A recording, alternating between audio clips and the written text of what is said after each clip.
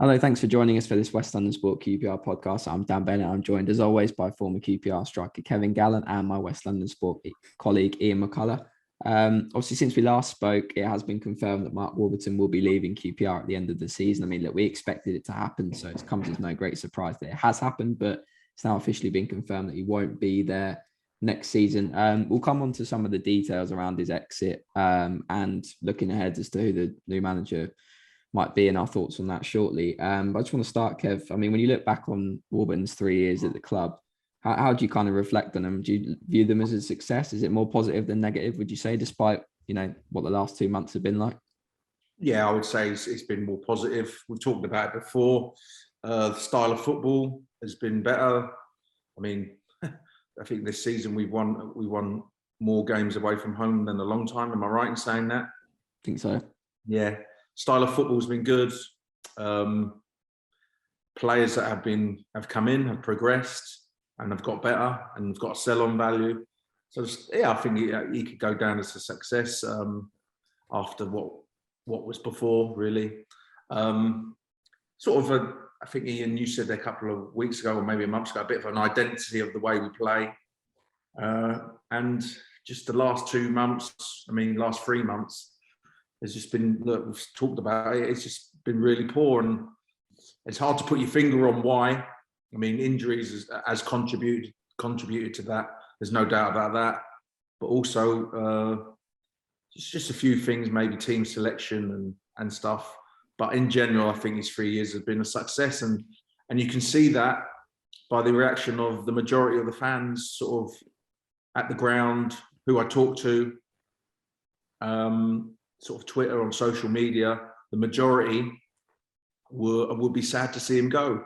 There's always a few others who are happy to see him go. That's fair enough. That's their opinion. But I think in general, his 3 years have been quite positive. It's quite strange on Sheffield United on Friday. I'm sure you're there as well, Kev. He had the banner out before the start of the game opposite where I was sitting, keep Warbs. He had all the fans clapping at the end. It's like, it's not the usual circumstances when a manager leaves a club. Normally it's like the fans get on his back and they, force the owner's hand because they're not happy with what he's done. But even despite how bad the game was, there were still fans stayed at the end and were clapping him. It was quite a weird occasion. I mean, Ian, do you think Warburton has been what QPR needed when they appointed him? I mean, has he brought a bit of stability, do you think, to the club? Developed obviously like Eze and sold him on under his watch. I suppose it's just the last 2 months, isn't it? Obviously thrown complete uncertainty on the future, but in terms of the job he's done, has he been what they needed? Absolutely. I think he's done a really good job.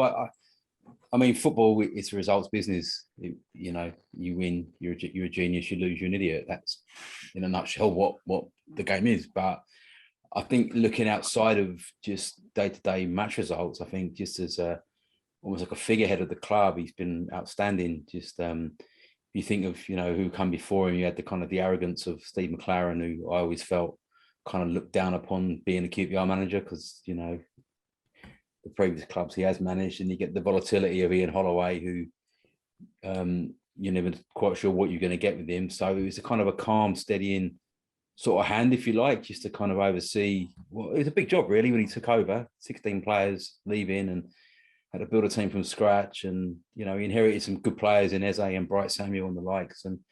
And really from the get-go, that first game he of his tenure, the 2-1 win at Stoke, decided to just come down from the Premier League, and they, Eze scored one of the best goals I've ever seen from a QPR player. And really from there, you kind of got an idea of what the team's identity was going to be, how they were going to play. And there's been some really good days, really, excellent away days, good away wins. The games that stick out for me, the 1-0 win over Leeds, the Bielsa team that went up a couple of years ago, that was a really good, performance, and in front of a real big crowd, and just the atmosphere back at the ground again. Over, when we've been obviously pre-pandemic, there were some really kind of memorable kind of matches at home. Good away. The Luton one was good as well. It really was. But just, from this won't mean anything to the fans, but just from a professional working point of view, an absolute pleasure to deal with him. Yeah. The only manager I've been doing working as a reporter for 20 odd years, and I've never had a manager ring you up just to clarify something they said in a press conference, just to make sure that they weren't giving you, bum information. That doesn't really happen. I've never known it to happen. He's just a generally good man, and but regardless, whenever a team wins, it's a happy camp. When the results go south, it's an unhappy camp, and evidently all's not well behind the scenes at the moment. These whispers probably weren't being heard in January when the team's been in 5 out of 6. So it's just, it's been. I think the thing for me, it's been handled very clumsily by the club. When he's basically telling us in a press conference on a Friday, Dan and I, that he's unlikely to stay in the job, and then you've got the director of football giving an interview at a golf day saying that pretty much he was leaving without saying he was leaving.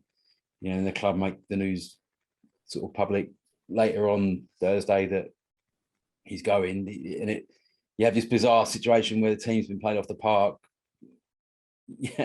lose 3-1, and he's getting the player. He's getting around. It was so strange, but it was. I do think he deserves it. I think he's been good for QPR. I really do. I think he's there's far more positives than negatives. It hasn't ended well, but whenever a manager loses his job, it never ends well, does it? It's just that's just the game. So I'm sure he'll move on and get a job somewhere else. And for QPR, sort of the search begins for a new manager. Yeah, no, I completely agree. It's just weird because it's just how bad the last 2 months have been. If had they been in the playoffs, they lost a few games and they just missed out, you'd have been like, it's just the uncertainty that's been cast on the club now, given, everything that's happened and given how bad it's been now. But I completely agree. I mean, you look at what he's had to deal with in his time at the club. Like you said, Ian, when he first took over, I think 16 new players, completely new squad, not just a new team. Had an attack sorted. He had Eze, Brightside Samuel, Naki Wells, Jordan Hugill. That all went. They had to rebuild the attack again, and obviously Bright left and Eze left, and he's just had to rebuild the team a couple of times, and to deal with all that, and he brought back a bit of hope, didn't he? And it's been a little while since QPR have been pushing for the playoffs again, and even though, like I said, how bad the last 2 months have been, to do that for 3/4 of the season, it did bring a bit of hope back. So I think he deserves complete credit with. And I will say as well, I mean, injuries are, you can use it as an excuse, or or say it's a factor, but I will say he had that Neil Warnock team lost Paddy Kenny and Adel Taarabt. Yeah, the last 3 months of the season, would they have gone up as champions or gone up at all? That's kind of what he's dealing with as well. And the performances haven't been good enough. Points have been dropped. Goals have dried up. The signings haven't really worked out. But it's a shame the way it's ended. And I still think I think people know the injuries have played a factor, but I still don't feel like it's fully appreciated just how big an impact that they've had. I mean, they've lost like 5 goalkeepers. Like, when does that ever happened before to any team? It's just absolutely bonkers. Obviously, Warburton still has got 1 game left away at Swansea, last day of the season, but the search for a new manager has begun. I said, if you've not read Dave McIntyre's piece for West London Sport, do go and give it a read, essentially explaining the reasons that led to Mark Warburton's exit. I'll put a link in the description as well for those who haven't read it. But essentially, the key points of the article are that Warburton needed to deliver a playoff place this season, essentially to keep his job because of his preference for putting senior pros in over some of the club's academy players. Embracing the academy was a key point of his, a key part of his brief, but that he wasn't all that impressed with what he found. The tensions and uncertainty over some of the players' futures contributed to the decline over the last couple of months. And essentially, it was just these 2 competing narratives where you've got the hierarchy keen to embrace the academy and keen for that to be a big part of the job, and Warburton obviously going for promotion and putting senior players in at the expense of academy guys. I mean, Kev, what have you made of all that? I mean, are QPR right now to say, right, our priority is going to be, we're going to make the academy more of a focus now? That has to be our aim. Do you agree with that? What are your thoughts on that? Hold on one sec. Getting ready. I'm getting ready. I thought the academy's been a focus for the last 5-6 years. So that obviously not as big as they would have liked, though. Okay, so we spoke. I keep going back. We spoke about this before. Who are these academy players that you play in front of any that you would play? I mean, I speak to people in football, and you have a general discussion when you're out scouting and speaking, and you just have a general chat, And if you speak to other scouts, and I'll ask them because I'm very interested in QPR because I'm a QPR player, ex-player, sorry, and a QPR fan foremost. And you ask, you know, has QPR got any players in the academy? And they don't really come back to me and say, yeah. But then you'd ask, you know, have Arsenal or Palace, and they'll say, oh, Palace have got, or Crystal Palace have got some really good young players. West Ham have got some good young players and stuff like that. But obviously, I go and ask them about QPR because of my affinity, and I want to know. And it always comes back, not really there at the moment. At the moment, there might be some coming through in the future. At the moment, I'm talking this season. So it's all well and good saying we're going to focus on the academy and put them in the first team. But if they don't deliver results, the majority of the people who come to QPR, they want to come in, they want to, with their mates and their family, they come to QPR at 3 o'clock on a Saturday and they want to see football, entertainment and winning. And they want to go to the pub after or whatever they do and have a few pints and drink and talk about how good QPR were and what a great win. And then they go in on Monday morning to their work and it's basic stuff and brag about, oh, we were brilliant, you lost. So look, it's all right saying we've got play academy players. But the main thing of a football club is 3 points on a Saturday. Always has and always will be. For the majority of 99.9% of the fans, that's all they think about. And when we were winning, no one talked about the academy. Before January, no one got mentioned. But when you start losing matches, everything gets highlighted. Everything. The academy, the scouting, why are we getting so many injuries? Everyone starts questioning this. But 3 points hides everything. We used to say like a football player, a goal would hide a multitude of sins on the pitch. You could play rubbish. If you scored the winner in the last minute, no one cares about that. And it's a similar situation. You get 3 points, no one cares about the academy. Really, in general, the majority, when you start losing, they give it, hold on, what's going on here? What's going on? And everything gets highlighted in the football club. And it filters all the way down, always. Okay, can I just ask, you were at QPR, I'm pretty sure I'm right here, kind of the dying days of Ian Holloway's first period, when he was put on gardening leave and stuff like that? I was at QPR, yes. You were? Yeah. When the team is, because from memory, they were going for a horrendous run, got stuffed at Leeds, there was loads of loanies in the side. When what's it like around a club when things are going badly? You mentioned everything gets analysed, but I mean, everything gets analysed. I was injured at the time, and everyone's analysing why is he injured, what's going on here, and it just filters down from the top. They're not working hard enough. All right, the injured players, instead of leaving at the same time as the rest of the team at 2 o'clock, right, double sessions. Everything just gets highlighted and it's just like, got to start winning games to get the heat off us, do you know what I mean? And I suppose that might be in loads of businesses is where you're losing money, everything gets a big company, everything gets highlighted. So those days were just, those days, you can't compare the football club. Yeah. Those days was, Palladini was in charge. There was loans coming in left, right, and centre. And you're like, and who was bringing the loans in?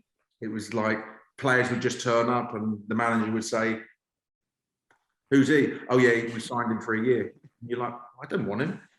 So that was above and beyond craziness. So that you can't really put that into the same. But what I'm trying to say is everything gets highlighted, very much so. Physios, why is there so many injuries? Fitness coaches. I mean, they would probably be thinking, why is there so many hamstring injuries at QPR at the moment? Because that's how I'm thinking as well. And let's be fair, there has been a lot, hasn't there? In one season. A lot of hamstring injuries, but not just little nicks where you're out for like 3 or 4 weeks. These are like tears and have operations. I mean, is it McCullough operation hamstring? Yeah, Willock. It's Dieng operation. No, that was calf. Was that hamstring Dieng had? Dieng was a thigh, I think. He's kicking. Yeah. But they're big injuries, big muscle injuries. And everyone sort of says you can sort of, in football, muscle injuries are avoidable, where collisions are not avoidable. If someone gives you, do you know what I mean, a bad tackle and you do your knee, your ankle, that's a bit of bad luck. But you know, hamstrings and muscle injuries, they sort of, you try it and they try and be as avoidable as possible. Yeah, I think what you said, Kev, that's kind of my big thing was this: if you're going to put some of these academy guys into a first team scenario, there's some decent. I've covered the under-23s a little bit. There's some decent prospects there. Obviously, it's hard to tell. You know, I'm not an expert football scout or anything. I'm just evaluating these players against other under-23s players. But Ian, obviously, you went and watched Sinclair Armstrong against Aldershot. He's doing well there. Murphy Mahoney's come into the first team and has looked really good. In strange circumstances. You got Aaron Drew, looks quite good. He's out on loan at Weymouth. Joe Gubbins, I think he's at Southend.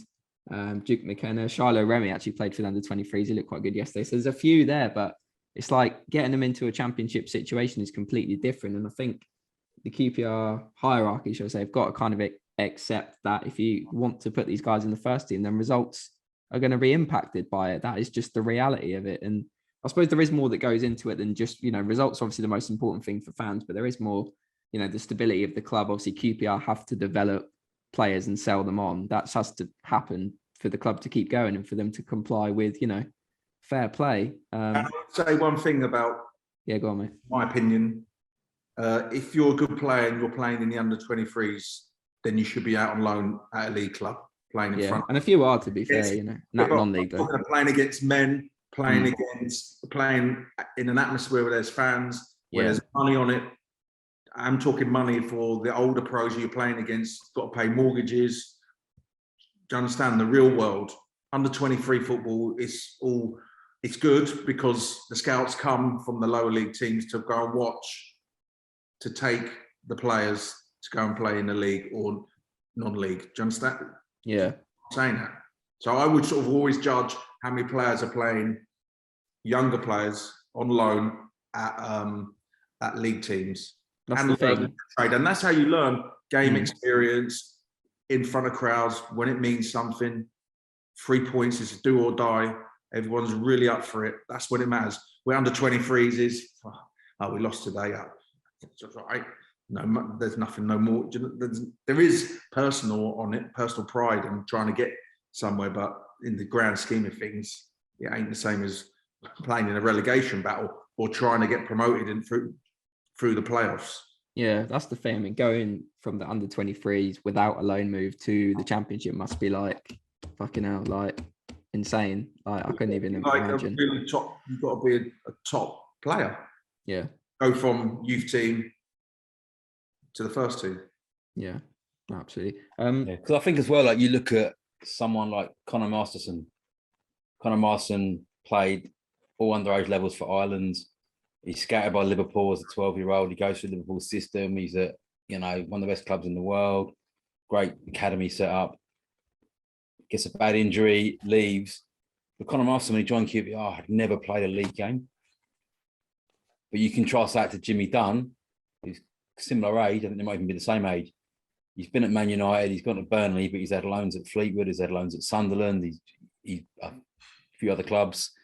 Hearts in Scotland, so he's played. So when he came to QPR, he's far more battle ready than Conor Masterson was.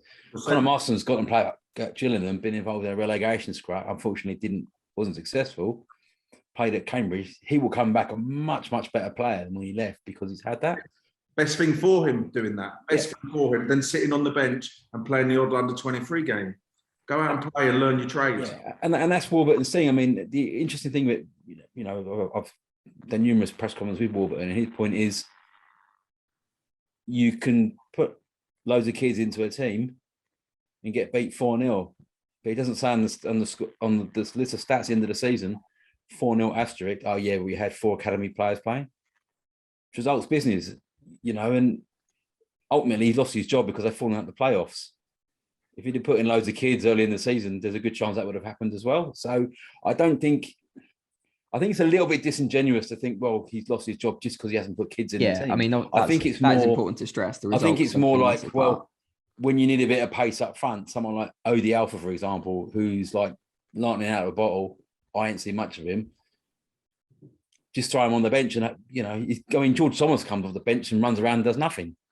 but he runs around. So do you know what I mean? And I think that's where they're looking, saying, well, you can have someone who's quick and fast, and just we need some pace up front to stretch the defence because we haven't got it. Why are you not looking at someone just to have them on the bench? And I think leaving the bench shy with 6 players instead of 7, not putting someone on the bench going to say that, for a game against Stoke probably didn't do him any favours as well. There's all these sort of things that go on, but it's you can't pick what isn't there, can you? It's saying in football, there's more politics in football than in politics. Absolutely. It is. Mm. That would be him saying to the chairman, these young players are not good enough. That's what he's probably saying by not putting an extra player on the thing. Where the others are saying, why ain't he got a younger player? Just give him some experience. And I can see both ways. And the other Warburton says, well, he doesn't deserve it because he hasn't done enough in training or in matches to deserve to be on my bench. So it's what. And also as well, like it's not. I mean, you can attest to this, Kev. It's not as simple as just throwing a kid on the bench. If you've got a 25-year-old experienced player on the bench, someone gets injured, you think I'm going to come on here, and a kid gets thrown on instead of you. That causes problems. Yeah, because what happens is that 25-year-old has probably been knocking on manager's door saying, why aren't I playing? And he's probably saying to placate him, I'll give you a chance as soon as I can. You're doing well in training. And you're right. And then someone gets injured and he brings on an 18-year-old, the 25-year-old now on the Monday really knocking on his door. And it's a massive argument. So there's all these things that go on. And I think people look at you and go, it ain't like Championship manager. It doesn't work like that. You just throw kids in and that. There's a lot more to football. And particularly at a club like QPR, it's a tough club to manage because you have to manage up as well as down. You're dealing with the owners and the shareholders and this and that and the players and that. And also, and quite rightly, I say as well, there's an expectant fan base, a strong fan base that kind of expect it. And, you know, a club like Brentford, who have done remarkably well where they are, nowhere near the expectation from their fans to what QPR fans are. You know, QPR fans, quite rightly, will look at something and go, well, that's not right. Why is that happening? You know, you can't fool QPR fans. They'll look at it and say, no. Whereas you've got to manage those expectations. And I thought Warburton did that pretty well. I mean, the fact that you got a standing ovation after a 3-1 defeat, which is what the 8th defeat in 9 games. And they were battered as well, second half. Like, Jesus. Yeah, well, you've got a 5'7" goalkeeper in goal. What do you expect? It's kind of yeah. You know, but it's whoever comes in, they got a tough job on their hands. But I think the club isn't in a complete mess. I mean, it's nowhere near the mess it was in when Warburton took over. And I don't think it's anywhere near the mess that it was in when Kevin was a player under the Palladini era. I think, you know, things like the new training ground will be huge for the football club. You know, there are kind of shoots of kind of encouragement about what's there. I think there are some good players in that squad. You know, a lot of them have been injured this season, which is why where they are. But, you know, there's certainly, you know, with 3 or 4 additions when they're going to need them because players are leaving, there's no reason why they can't sort of finish and be pushing for the playoffs again next year, I think. But it all depends who they bring in, doesn't it? I mean, you mentioned that you think there's no reason why QPR can't push for promotion again next season. But if the academy is going to be a massive focus going forward now, is it not to some extent like one or the other? Like you can't say, right, we're going to put these academy guys in and we really want to develop these and say, right, we're going to push for promotion. I think to an extent you can, you know, if it depends on the context you use them. But, you know, if that's a key focus, is it not to an extent, you know, you have to say, right, maybe we can't expect to get in the playoffs? No, but no club's going to come out and say we don't expect to get in the playoffs, are they? And no manager's I'm not saying they're going to say it, but I'm just saying, is it unreasonable for them to expect that we're going to develop all these academy guys and we're going to push for the playoffs as well? Can you do both? I don't know. I mean, I'll look at Fulham, for example, right? Fulham are losing the best player they've produced in the academy probably ever. And Carvalho to Liverpool he's going for £5 million. This kid is absolutely brilliant. He will be a regular in Liverpool's team for the next 5-6 years. He wasn't played under Scott Parker, allowed to get into his last year of his contract. And once he got a chance to play in Fulham's team, he was fantastic. But raises the other clubs spot him and go, we'll get him. We can get him cheap because he's out of contract. You lose players. And this is the problem you can have. You can have it where you have a great academy like Fulham, which is much better than QPR's academy, but their players never play either. But they're doing well and they got promoted, so no one's really talking about it. So do you have an academy that you spend loads of money on, but you never use any players from it? Or do you have an academy you don't spend that much money on, but they want you to use players from it? It's hard, isn't it? Because ultimately, no club's going to come out and say, we're not going for promotion this year. All we want to do is put kids in the team. Yeah, no one's going to say who's that. going to buy a season ticket? Who's going to buy? No, exactly. You still got to give the fans internally, hope. You still have to give people hope to go, I want to go because I want to see good football. I want to see we can get 3 points. And as Kev rightly says, people go to football on a Saturday or whatever the other day of the week, Sky put QPR games on. They don't really care if a guy who scores the winner is an academy player or he costs £3 million from Livingston. You just want to see the team win. What do you think about that, Kev, about developing the weighing up between developing players and pushing for promotion as well? Can it be done, like, to the extent? It can be done, but not next season at QPR. No chance. Unless they sign some really good players. I can't see it. I really can't. So this is next. I could see this next season, unless they sell a Dickey and use that money wisely to improve the squad. I just can't see how academy players at QPR are going to step in to the first team and play and try and get promotion. I just can't see it.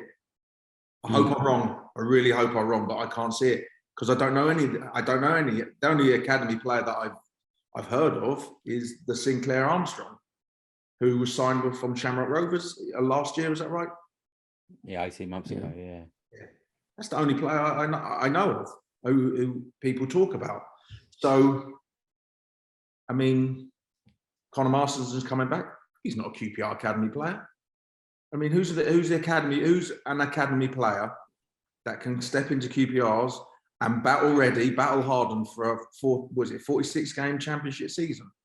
It's a tough league because it's Saturday, Tuesday, and let's not forget the season starts early. It breaks for 6 weeks in November. It's going to be Saturday, Tuesday, a hell of a lot more next season. I don't know. Ian, you know academy probably better than me. Do you know any player that can step in and play and try and get us to the play? I don't think there's anyone in the academy. Well, when you say the academy, sort of the under 23 setup. I mean, really, they've got it's Faisal Batash and Stephen Duke McKenna. Personally, I don't think they're quite up to scratch as championship players. They need a season on loan at a League One or League Two, a whole season, not straight into the championship and try and get us into the playoffs. I can't see it. No, I can't either. So, maybe play the odd game when there's injuries or whatever. But not a battle 46 game season, Saturday, Tuesday. That's tough. It's tough for a senior pro or 27 and 28-year-old fit man. These are the young lads who haven't been in that situation. How many games have they played in league football? Yeah, a handful, maybe.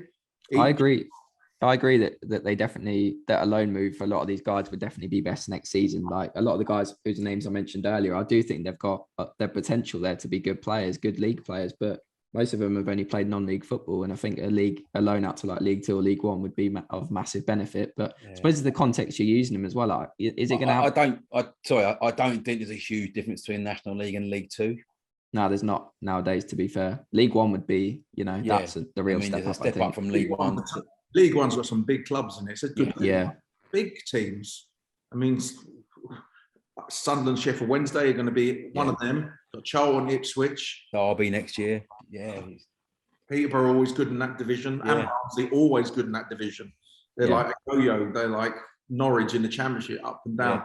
So it's a tough league. It's a tough league, League One. They need... Look, Eze went on loan to Wickham. Came back. Much better player. Chair went on loan to Stevenage. Came back. Much better player. These young lads, if they're any good, they need to go on loan, prove themselves, come back and get in the team. And that's the difference as well. Eze was brilliant at Wickham in the spell he had there before he got on the first team. Ilias Chair went to Stevenage, and the manager claiming he was the best player ever to play in League Two, did really well. Didn't see me then. Yeah. Faisal Watash went to Oldham. Oldham's a basket case of the club, we know, and got sent back. And it's a bit.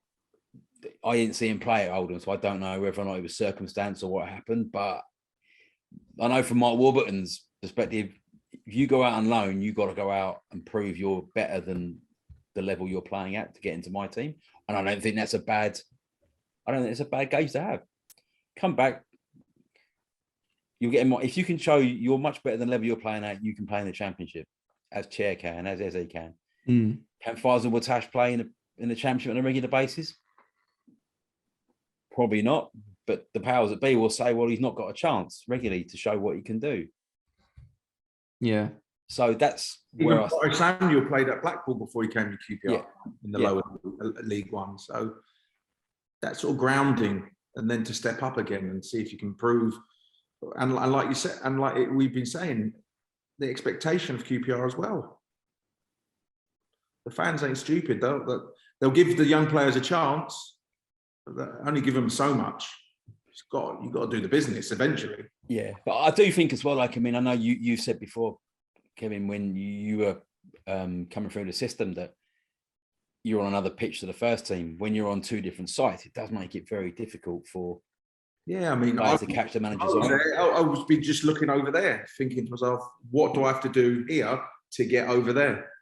In the end, I used to, Jerry let me train with the first team once a week, which was like bigger than playing on a Saturday. And you mentioned earlier on, I went to see Sinclair Armstrong on Monday at Maidenhead and spoke to him after the game. There'll be a piece out today actually about it, and it was really interesting talking to him, just because he only got moved over to the first team setup after his loan at Torquay, and he came back and just said what he's learned just from training with Andre Gray and Charlie Austin, watching them, the way they hit the ball, what they do in training.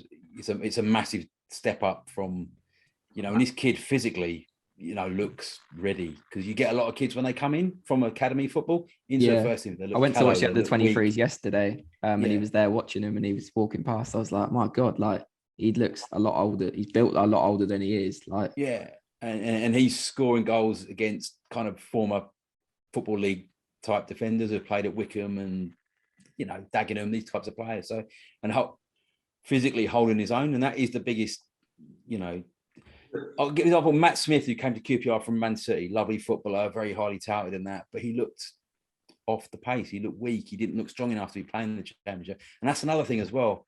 Moving them up from 23s, it's completely different. It's almost like a different sport. Quicker, physicality, tempo, crowds, atmosphere. Quickly, when I was a kid, I moved, and what Sinclair Armstrong was talking about, when I was from the youth team and then train, Jerry said, come over and train. So I'm up against a youth team defender. Now I'm up against Alan McDonald and Darren Peacock and Danny Maddox, top defenders in the Premiership. So what do I have to do? I have to go and, if I thought 100% was there, I've now got to raise it and have a 20-30 just to get the better than them. And if you did get past them, you've got Jan Stage goal, Tony Robertson goal. And now you've got to hit one right in the bottom corner to score, where, do you understand what I'm saying? Everything goes up. Yeah, no, absolutely. I mean, there's a lot of uncertainty, and it'll be interesting to see what direction the club take over the summer with the managerial appointment. We were going to talk about new managers and who we think should be, but I think we've overrun a bit. So we'll save that for next time. But just quickly, Swansea, last game of the season, absolutely nothing riding on it for either team. Kev, what's your prediction? Well, I've gotten wrong. I've gone positive for the last 2 months, and I've made to look a bit of a really bad tips. Oh, we all have, mate. We all have. I know. I always go positive, but I'm not going to go positive. I'm going to go 2-1 Swansea. Unfortunately, I've burnt my bridges with all these wrong predictions. Well, I'll go semi-positive and for QPR, and I'll say a 1-1 draw, end on a nice point for Warburton. It's just, if they lose again, it'll just be a really sad occasion again, like Sheffield United was. So I hope they just, get a point or something at least, just to send him off. Ian, what do you think? It'll be a boring 0-0 draw, and Swansea will have 79% possession and no shots on goal. I don't know if you saw. I predict they'll have over 75. I think they'll have in the 70s. Absolutely, they got sure. They got trounced 5-1 by Forest last week. I know, and they dominated, didn't they? And had 78% possession. Madness, honestly, You've crazy. got two sides that like to have possession, but got very little up front. I think it will be a 0-0 draw. The goalkeeper had 30% of it, Ian. Yeah, crazy, isn't it? Crazy. All right, well, thanks for watching, appreciate it. And if you've not subscribed to the channel already, please do, and leave a like on the video, and drop us a comment as well in the comments below as to what you think about what we've spoken about today, and we'll be back again very soon.